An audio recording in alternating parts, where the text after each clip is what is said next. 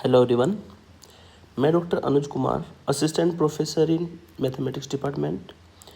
और स्टूडेंट्स, आज हम एक इम्पोर्टेंट और नया टॉपिक स्टार्ट करेंगे जिसमें हम डिस्कस करेंगे वन डायमेंशनल हीट इक्वेशन को और उसका सॉल्यूशन निकालना सीखेंगे by the separation of variable method से।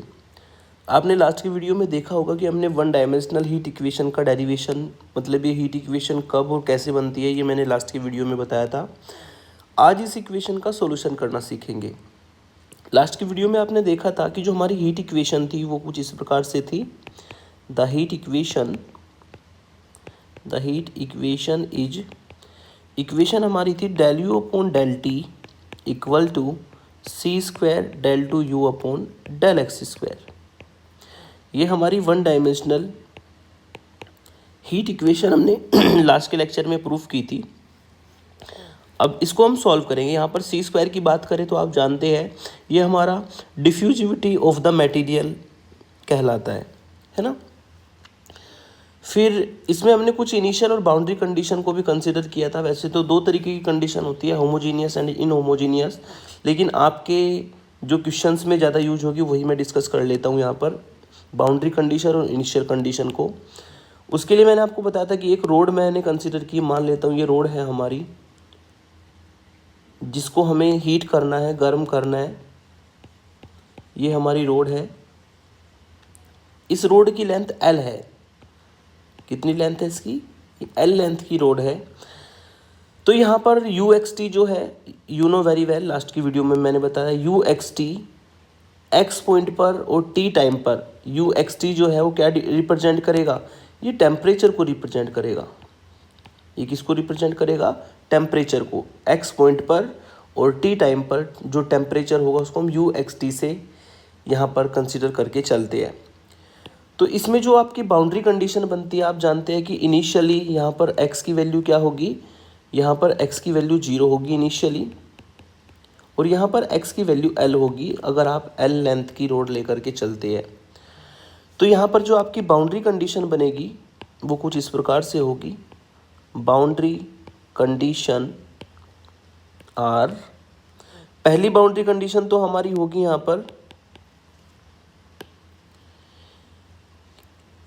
कि जब एंडिंग पॉइंट लेंगे हम, मतलब x की वैल्यू 0 लेंगे टेम्परेचर में, तो U0T मिलेगा, है ना।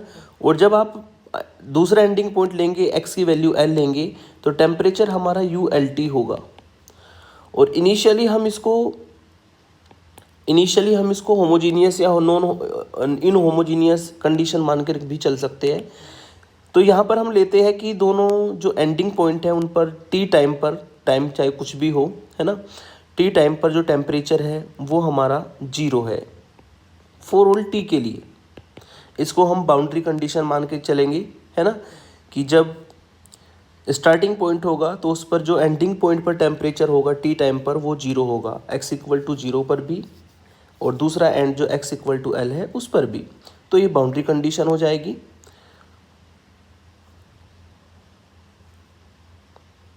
फिर हमारी होती है इसमें इनिशियल कंडीशन। इनिशियल कंडीशन की बात करें, इनिशियल कंडीशन, तो इनिशियल कंडीशन की अगर बात करें, जो हीट फ्लो का हमारा ग्राफ बनेगा स्टार्टिंग में initially t equal to 0 time होने पर, तो टेम्परेचर का ग्राफ कुछ इस तरीके से आपको नजर आएगा।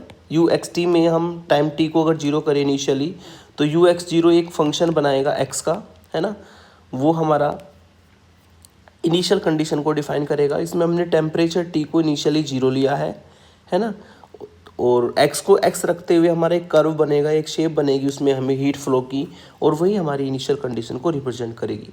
तो इस हीट इक्वेशन को आप इन बाउंड्री कंडीशन और इनिशियल कंडीशन को कंसिडर करके भी सॉल्व कर सकते हैं। चलिए स्टार्ट करते हैं इसका सॉल्यूशन। यहाँ पर जो हमारी हीट इक्वेशन है उसको इक्वेशन 1 कंसिडर किया, जो बाउंड्री कंडीशन है उसको इक्वेशन 2 कंसिडर किया, और जो हमारी इनिशियल कंडीशन है इसको इक्वेशन नंबर 3 कंसिडर हम कर लेते हैं। इसका सॉल्यूशन करेंगे। फिर सॉल्यूशन में आप जानते हैं कि जो हमारी हीट इक्वेशन है वन डायमेंशनल में वो होती है del u upon del t equal to c square del two u upon del x square, जिसको हमने अभी इक्वेशन 1 भी कंसीडर किया था। ये वही इक्वेशन मैंने फिर से लिखी ताकि आपको नज़र आ जाए। तो ये हमारी होती है हीट इक्वेशन 1 डायमेंशनल में। इसका सॉल्यूशन कंसीडर करेंगे। यू एक्स टी हमारा टेम्परेचर है, तो यू एक्स टी दो वेरिएबल का फंक्शन बनेगा, एक्स और टी का, जिसको हम एक्स एक्स केवल एक्स का फंक्शन मानेंगे कैपिटल एक्स को, टी टी केवल टी का फंक्शन मानेंगे कैपिटल टी को। ठीक है, या सिंपली इसको ऐसा भी लिख सकते हैं u equal to x t. इसको हम सॉल्यूशन मान के चलते हैं। Be the solution of equation 1। Separation of variable में हम इसको सॉल्यूशन मान के चलते हैं। ये सॉल्यूशन है हमारा u equal to capital x capital t, जहाँ पर एक्स एक्स का फंक्शन है और टी केवल टी का फंक्शन है। तो सेपरेशन ऑफ वेरिएबल मेथड से आपको del u upon del t और del two u upon del x square दोनों की वैल्यू निकालनी है। नाउ पहले हम फाइंड करेंगे del u upon del t. यहाँ पर हम अगर t की वैल्यू रखते हैं, सॉरी u की वैल्यू रखते हैं जो कि xt है, तो x तो कांस्टेंट का काम करेगा, डिफरेंशिएशन हो जाएगा हमारा del u, del upon del t जो है वो t के ऊपर लग जाएगा। और चूंकि t केवल t का फंक्शन है, इसको आप ऑर्डिनरी डिफरेंशिएशन में dt अपॉन dt भी लिख सकते हैं, और इसको इन जनरली आप xt डैश भी लिख सकते हैं। सेम तरीके से अगर आप फाइंड करते हैं del two u upon del x square की वैल्यू, तो del two upon del x square, u की वैल्यू एक्स टी है, टी कांस्टेंट का काम करेगा, बाहर ले लेंगे, और ये एक्स के रेस्पेक्ट में जो एक्स का फंक्शन है उसका डिफरेंशिएशन होगा। और चूंकि खाली एक्स का फंक्शन है, इसको आप ऑर्डिनरी डिफरेंशिएशन में भी कन्वर्ट कर सकते हैं, तो ये टी एक्स डबल डैश बनेगा। अब इन दोनों जो डेरिवेटिव की वैल्यू हमने निकाली इसको इक्वेशन 1 में पुट कर देंगे यूजिंग इन 1। अगर इक्वेशन 1 में इसको पुट करते हैं तो ये आपको मिलेगा x t dash equal to c square t x double dash. अब इसमें हम वेरिएबल्स को सेपरेट करते हैं। वेरिएबल्स को सेपरेट करेंगे तो दोनों तरफ क्या करेंगे, हम एक तरफ x को ले लेंगे, एक तरफ t को ले लेंगे, तो इधर तो बन जाएगा आपका x double dash upon x, और इधर बन जाएगा 1 upon c square t double dash sorry t dash upon t, जिसको हम इक्वेशन 1 डाल देंगे। अब आप जानते हैं कि सेपरेशन ऑफ वेरिएबल में हमें इसको किसी कांस्टेंट के इक्वल मान करके फिर आपको तीनों कंडीशन चेक करनी होती है और सॉल्यूशन को निकालना होता है ना। तो इसको हम इक्वेशन को मान लेते हैं अभी इन जनरली के इक्वल, के से, के हमारा कांस्टेंट है, इक्वेशन नंबर 3 बन जाएगी, सॉरी इक्वेशन नंबर 2 बन जाएगी हमारी। अब के कांस्टेंट के लिए अगर इनको सॉल्व करते हैं दोनों इक्वेशन को, तो ये आपको मिलेगा एक्स डबल डैश माइनस के एक्स इक्वल टू 0, फर्स्ट और थर्ड को लेकर के, क्योंकि तीनों इक्वल है इसको सेकंड मान लेते हैं। और अगर सेकंड और थर्ड को लेंगे तो सेकंड और थर्ड को लेकर के आपको इक्वेशन मिलेगी टी डैश माइनस के सी स्क्वायर टी इक्वल टू 0। ये हम इक्वेशन नंबर 3 डाल देते हैं। अब इन दोनों को हमें सॉल्व करना है, क्योंकि के हमने इन जनरली कांस्टेंट माना है, तो के हम 3 केस लेकर के चलेंगे, जैसे आपने 1 डायमेंशनल वेव इक्वेशन में भी लिए थे कि के को हम 0 लेकर के चलेंगे, के को हम निगेटिव लेकर के चलेंगे, के को हम पॉजिटिव लेकर के चलेंगे, और जिससे हमारा नेचर से मैच करता हुआ सॉल्यूशन होगा वो हम कंसिडर करेंगे उसमें से, है ना। तो केस 1 लेते हैं, व्हेन जब ये के हमारा 0 हो। यदि ये के 0 है तो डिफरेंशियल इक्वेशन हमारी जो इक्वेशन 3 है वो रिड्यूस हो जाएगी दोनों की दोनों कुछ इस प्रकार से, x double dash equal to 0 में और टी डैश इक्वल टू 0 में। इसका मतलब होता है d two x upon d x square equal to 0, और इसका मतलब होता है d t upon d t equal to 0। अगर इसको सॉल्व करते हैं लेफ्ट वाली इक्वेशन को, तो 2 बार इंटीग्रेशन आपको करना होगा, जिससे कि x की वैल्यू मिल जाएगी 2 बार इंटीग्रेशन करने पर c1x प्लस c2। इधर आपको सिंगल बार इंटीग्रेशन करना होगा तो t की वैल्यू मिलेगी, जिसको आप c3 कह सकते हैं। ठीक है, तो ये हमारा दोनों ही डिफरेंशियल इक्वेशन का सॉल्यूशन होगा। तो इस केस में जो सॉल्यूशन हमें मिलेगा यू एक्स टी, वो हो जाएगा x और t की मल्टीप्लाई, यानी कि c1x plus c2 into c3। तो पहले केस में जब हम k को 0 मान के चलेंगे तो सॉल्यूशन ये आएगा। अब k को लेकर के चलना है दूसरे केस में positive, when k is positive, यदि के को पॉजिटिव लेते हैं तो के को हम कंसिडर कर सकते हैं पी स्क्वायर के लिए, पी स्क्वायर के बराबर आप इसको मान सकते हैं के को, क्योंकि पी में आप कुछ भी वैल्यू रखना ये हमेशा पॉजिटिव ही वैल्यू देगा। तो अब के को पी स्क्वायर रखेंगे इक्वेशन नंबर 3 में, फ्रॉम 3 यदि के को पी स्क्वायर रखते हैं तो x double dash minus p square x और t dash minus p square c square t equal to 0 equation मिलेगी आपको। X double dash minus p square x equal to 0 और दूसरी इक्वेशन मिलेगी t dash minus p square c square t equal to 0। तो इस case में हमें दो डिफरेंशियल इक्वेशन मिलेगी, इसको हम सिंप्लीफाई कर सकते हैं। सिंपल, ये d square minus p square x equal to 0 होगा। यहाँ पर डी हमने रिप्रेजेंट किया है डी अपॉन डी एक्स के लिए, और ये हमारा d1 minus p square c square t equal to 0 होगा, और d1 को रिप्रेजेंट किया है डी अपॉन डी टी के लिए, क्योंकि इधर t की रिस्पेक्ट में डिफ्रेंसिएशन चलेगा, इधर x के रिस्पेक्ट में चलेगा। तो ये आपकी ऑर्डिनरी डिफरेंशियल इक्वेशन है। इसको आप CF और PI वाले मेथड से भी सिंप्लीफाई कर सकते हैं। यहाँ पर ऑक्सिलरी इक्वेशन बनाएंगे पहले। ऑक्सिलरी इक्वेशन वो होगी d square minus p square equal to 0, जिससे कि आपको d की वैल्यू मिलेगी प्लस माइनस p। इधर आपकी ऑक्सिलरी इक्वेशन होगी d1 minus d1 minus c square p square equal to 0, जिससे कि d1 की वैल्यू आ जाएगी आपकी सी स्क्वायर पी स्क्वायर। ये वैल्यू आपको मिलेगी d1 की यदि हम निगेटिव लेकर के चलते हैं, यदि हम k को पॉजिटिव लेकर के चलते हैं।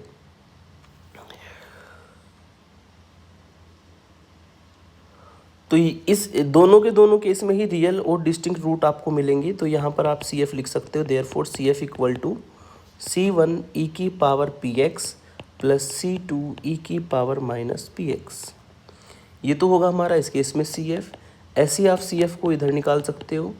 CF हमारा यहाँ पर केवल एक ही रूट है, d1 की वैल्यू केवल एक ही है सी स्क्वायर पी स्क्वायर, तो C3 e की power c square p square into t, ये हमें इस केस में CF मिलेगा।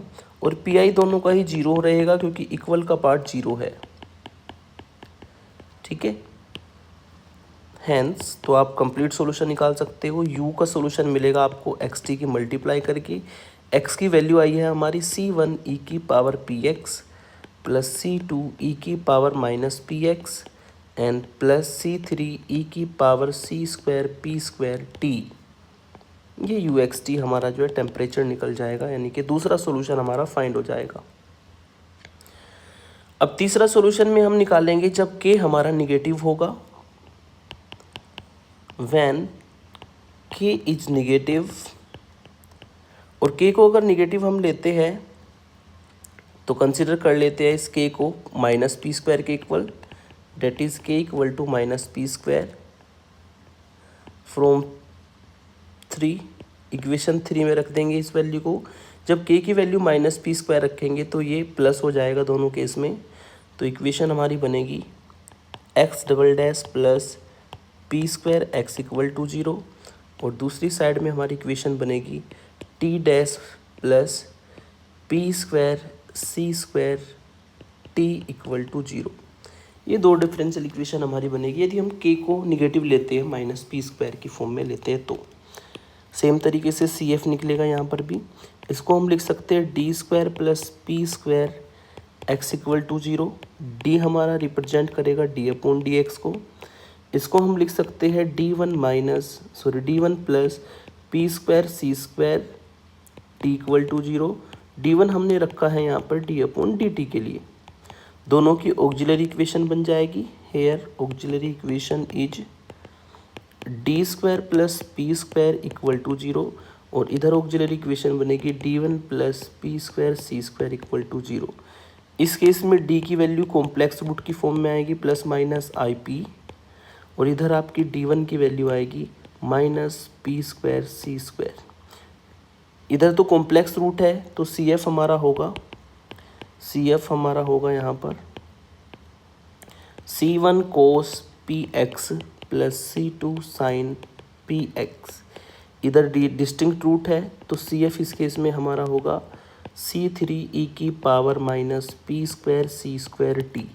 इधर x की फॉर्म में चलेगा, इधर t की फॉर्म में चलेगा, और चूंकि इक्वल का पार्ट दोनों का ही जीरो है तो पी की वैल्यू हमारी दोनों के इसमें जीरो रहेगी। लास्ट में जो हमें सॉल्यूशन मिलेगा टेम्परेचर के लिए u x t equal to x t होता है, दोनों की वैल्यू पुट कर देंगे तो C1 cos p x plus C2 sine p x, ये तो हमारी x की वैल्यू निकलेगी सी एफ पी आई को जोड़ करके। यहाँ पे आप लिख भी सकते हैं therefore x equal to C F plus P I, यहाँ पर आप लिख सकते हैं t equal to C F plus P I. ठीक है, तो ये हमारे दो कंडीशन बनी थी, तो सी एफ पी आई को जोड़ करके एक्स टी की वैल्यू निकलेगी जो मैं यहाँ पर पुट कर रहा हूँ। तो दूसरा सॉल्यूशन था आपका C3 e की power minus p square c square और ये t।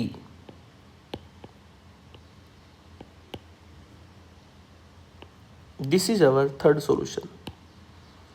ऊपर हमने सॉल्यूशन को नाम दिया था इक्वेशन नंबर 4 का, ये हो जाएगी इक्वेशन नंबर 5 दूसरे सॉल्यूशन में, और तीसरे सॉल्यूशन में हो जाएगी इक्वेशन। तो ये हमने 3 सॉल्यूशन फाइंड किए हैं इक्वेशन 4 में, 5 में और 6 में।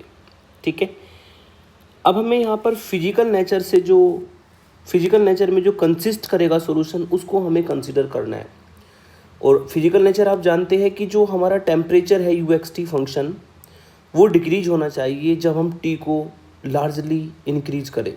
मतलब ये जो हमारा यू टेम्परेचर है यू एक्स टी, ये हमारा टेंस टू 0 होना चाहिए व्हेन जब आप टी को लार्ज कर दे, टाइम को लार्ज कर दे, यानी कि टी को जब हम इन्फिनिटी की तरफ लेकर के जाए तो टेम्परेचर 0 होना चाहिए। वही सॉल्यूशन हमारा फिजिकल नेचर में एग्जिस्ट करेगा। अब देखते हैं कि यहाँ पर 3 सॉल्यूशन ने निकाले हैं, तीनों में से कौन सा इस कंडीशन को फुलफिल करता है।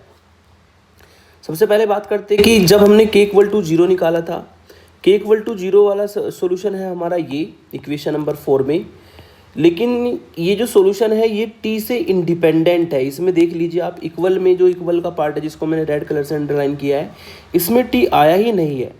ये हमेशा आपको नॉन जीरो टेम्परेचर ही देगा फॉर ऑल t के लिए, क्योंकि t से इंडिपेंडेंट है। तो ये हमारा जो है सॉल्यूशन हम कंसीडर नहीं कर सकते क्योंकि ये कंडीशन को फुलफिल नहीं करेगा। चलते हैं सॉल्यूशन नंबर 5 में। सॉल्यूशन नंबर 5 में यहाँ पर e की पावर में, सॉरी ये हमारा इनटू में था, e की पावर में ये हमारा सी स्क्वायर पी स्क्वायर टी है। अगर आप यहाँ पर t को इन्फिनिटी रख देते हो तो ये e की पावर इन्फिनिटी में कन्वर्ट होगा, और e की पावर इन्फिनिटी इन्फिनिटी होता है। मतलब जब आप t को इन्फिनिटी रखोगे तो ये पूरा का पूरा जो टेम्परेचर है ये भी आपका इन्फिनिटी हो जाएगा, जो कि फिजिकल नेचर में कभी भी एग्जिस्ट नहीं करेगा। ऐसा पॉसिबल नहीं है कि टाइम के साथ में टेम्परेचर इंक्रीज होता रहे। हमें फिजिकल नेचर में एग्जिस्ट कराने के लिए टेम्परेचर को 0 की तरफ टेंड कराना होगा जब टाइम को हम लार्जली लेकर के जाएंगे, इन्फिनिटी लेकर के जाएंगे। तो इक्वेशन 5 को भी हमें रिजेक्ट करना होगा क्योंकि यहाँ पर u जो है टेम्परेचर t के इन्फिनिटी जाने पर इन्फिनिटी बनता है। लेकिन जो आपका सॉल्यूशन नंबर ये 6 है, इसमें अगर आप t को इन्फिनिटी रखते हैं, यहाँ पर अगर t को इन्फिनिटी रखते हैं तो e की पावर माइनस इन्फिनिटी मिलेगा, और e की पावर माइनस इन्फिनिटी 0 है। मतलब t को इन्फिनिटी रखने पर u जो टेम्परेचर है वो हमारा 0 की तरफ टेंड हो रहा है। इसका मतलब ये सॉल्यूशन ही हमारा केवल और केवल ऐसा है जो कि फिजिकल नेचर में एग्जिस्ट करेगा। तो हम फाइनली जो सॉल्यूशन लेकर के चलेंगे आगे कंडीशन लगाने के लिए, इनिशियली और बाउंड्री कंडीशन लगाने के लिए, उसमें हम केवल और केवल 6 सॉल्यूशन को कंसीडर करेंगे। ठीक है, तो सॉल्यूशन हमारा जो यहाँ पर बनता है मोस्ट सुटेबल सॉल्यूशन जो कंडीशन और फिजिकल नेचर में एग्जिस्ट करेगा वो है u x t equal to C1 cos p x plus C2 sine p x, और e की पावर में minus p square c square into t, एक कॉन्स्टेंट मिस हो गया जिसका नाम है C3। तो ये हमारा इक्वेशन 7 में जो मैंने सॉल्यूशन लिखा है यही हम कंसीडर करके चलेंगे। अब हम इसमें कंडीशन लगाते, पहले हम लगाते इसमें बाउंड्री कंडीशन। बाउंड्री कंडीशन थी कि जब इनिशियली x को हमने 0 रखा था तो टेम्परेचर 0 कंसीडर किया था उसमें हमने, और लास्ट में एंडिंग पॉइंट पर जब हमने x को L लिया था एंड पॉइंट के लिए, उस केस में भी टेम्परेचर 0 था। तो ये आपकी इनिशियल कंडीशन थी, दोनों को अप्लाई करेंगे। पहले हम क्या करते हैं, पुट करेंगे x को 0 इन 7 में। अगर 7 में x को 0 पुट करते हैं तो ये मिलेगा आपको u ऑफ 0t, जो कि 0 के इक्वल होगा अकॉर्डिंग टू दिस कंडीशन। और राइट साइड में हम x को 0 रख देंगे। x को 0 रखने पर c1 cos 0 की वैल्यू 1 होती है, c2 sin 0 की वैल्यू 0 होती है, और ये बनेगा c3 e की power minus p square c square t, ये हमें मिलेगा। अब ये पोर्शन जो हमारा 0 के बराबर है, ठीक है, एक तो हम ले लेते हैं यहाँ पर c1 और c3 कांस्टेंट को। अब इसमें से जो e की पावर है वो 0 कब होगा, जब t को इन्फिनिटी रखेंगे, तो उसको तो हम लेंगे ही नहीं। अब c1 c3 दो कांस्टेंट के मल्टीप्लाई 0 में, किसको हम नॉन जीरो माने, क्योंकि एक को 0 मानना है इसमें से, एक को नॉन जीरो मानना है। अगर आपने यहाँ पर c3 को 0 ले लिया तो c3 0 होते ही ऊपर इक्वेशन 7 में पुट करने पर पूरा का पूरा सॉल्यूशन 0 हो जाएगा, है ना। तो c3 को हम यहाँ पर 0 कंसीडर नहीं करेंगे। अगर c3 0 नहीं होगा तो फिर कौन 0 होगा, फिर यहाँ पर हम c1 को 0 मान सकते हैं, क्योंकि c1 c3 की मल्टीप्लिकेशन है, कोई एक तो 0 होगा। c3 को 0 क्यों नहीं लेंगे, क्योंकि उससे सॉल्यूशन ही एग्जिस्ट नहीं करेगा हमारा ऊपर इक्वेशन 7 में, इसलिए c1 को 0 लिया। c1 को 0 रखेंगे फ्रॉम 7 में इसको रख देते हैं, तो 7 में रखने पर आपको मिल जाएगा u xt equal to c1 को 0 रखने पर c2 c3 साइन px और e की पावर में minus p square c square T.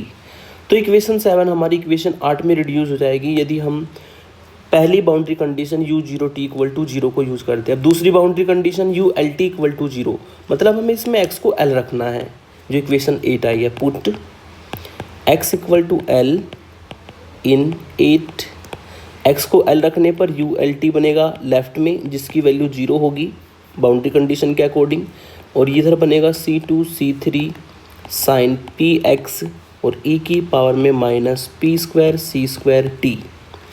यहाँ पर भी आप देख सकते हैं कि एक फंक्शन ये और एक फंक्शन ये हमारा जो है प्रोडक्ट में है, इसको तो हम नेगलेक्ट करते हैं, क्योंकि अगर इसमें t को इन्फिनिटी रखेंगे तब 0 बनेगा, इसको हम छोड़ देते हैं। तो यहाँ पर हम c2 c3 को नॉन जीरो लेंगे, क्योंकि इसको 0 लेने पर फिर वही ऊपर वाला केस बन जाएगा कि सॉल्यूशन सारा 0 बन जाएगा।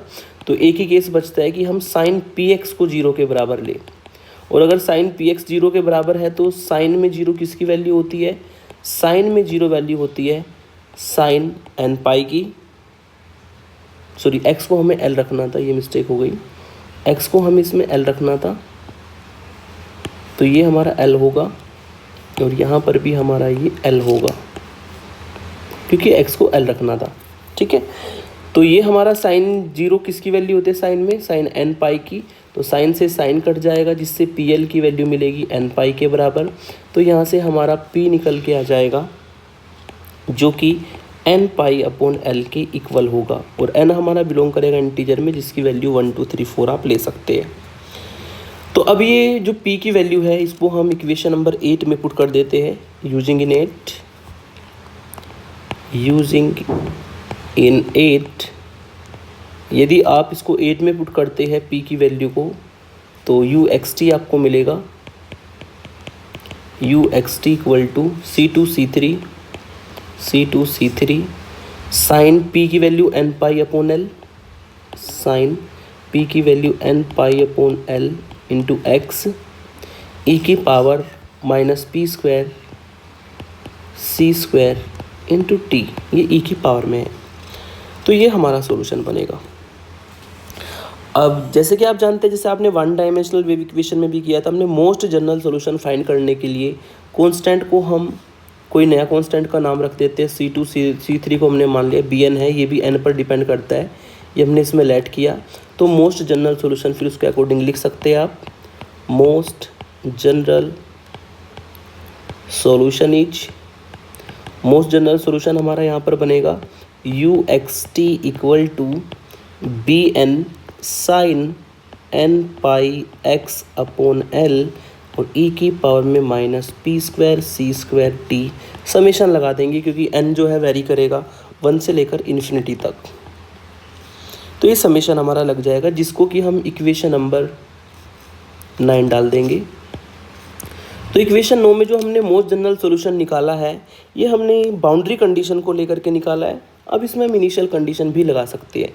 इनिशियल कंडीशन हमारी थी कि यदि हम स्टार्टिंग में t को 0 ले, तो t को 0 लेने पर जो टेम्परेचर है वो केवल x का फंक्शन बनेगा।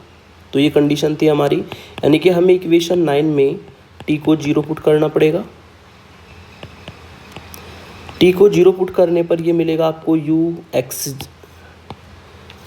ux0, जिसकी वैल्यू है fx के बराबर, और t को 0 पुट करने पर आपको मिलेगा समेशन n इक्वल टू 1 से इन्फिनिटी। t को 0 पुट करने पर e की पावर 0 1 हो जाएगा, बाकी सब बचा रहेगा sine n pi upon l into x.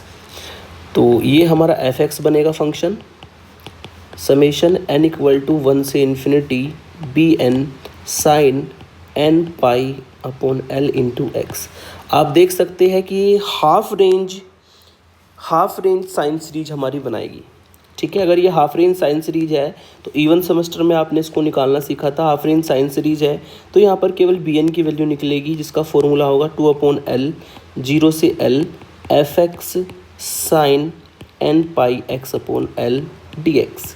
तो bn को हम इस फॉर्मूले से फाइंड कर सकते हैं। ठीक है, तो इक्वेशन 9 ही हमारा सॉल्यूशन हो जाएगा। इक्वेशन जो 9 है वही हमारा सॉल्यूशन होगा। Hence equation 9 is the required solution of heat equation where bn equal to क्या होगा, ये जो हमने फाइंड किया है by the half range Fourier sine series. तो ये हमारा होता है वन डायमेंशनल हीट इक्वेशन का solution under the initial and boundary condition. तो ये तो इन जनरली हम लेकर के चले हैं, बाकी तो क्वेश्चन पे डिपेंड करता है कि उसने बाउंड्री कंडीशन पर टेम्परेचर क्या दिया है ना, और बाउंड्री कंडीशन क्या दी है, उसके अकॉर्डिंग हमें क्वेश्चन को प्रोसीड करना है। लेकिन जो हमने सॉल्यूशन फाइंड किया है इक्वेशन नंबर 6 तक, है ना, जो 3 सॉल्यूशन निकाले थे उसमें हमें एक सॉल्यूशन हमने कंसीडर किया था।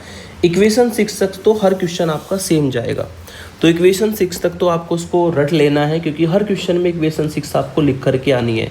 यानी कि एक बात समझ लीजिए, अगर हीट इक्वेशन का कोई भी क्वेश्चन आता है, वन डायमेंशनल हीट इक्वेशन का कोई भी क्वेश्चन आता है, तो इक्वेशन 6 तक तो आप फटाफट लिख दीजिए, उसको तो रट लीजिए, है ना।